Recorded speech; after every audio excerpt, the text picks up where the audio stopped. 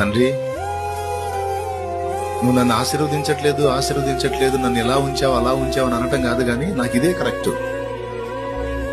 నా బుద్ధికి, నా మనసుకి, నా ప్రవర్తనకి, నాలో ఉన్న బలహీనతలకి నాకు ఇదే కరెక్ట్ తండ్రి అని నువ్వు దేవుని ముందుకు వెళ్ళినప్పుడు ఆయన నీకు తీర్పు తీర్చలేడు, గాని నిన్ను గుండెలుగా హత్తుకుంటాడు.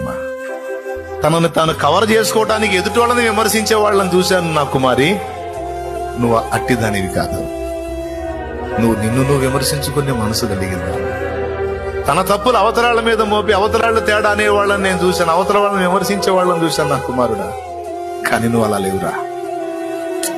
నేనే తేడా అని అన్నావు చూడు. నువ్వు వాళ్ళు మంచోళ్లే, వీళ్ళు మంచోళ్లే, నేను రైట్ కాదన్నావు చూడు. నాకు నచ్చావు. ఇలాంటి మనసులు వెతుకుతున్నాను నేను అంటాడు.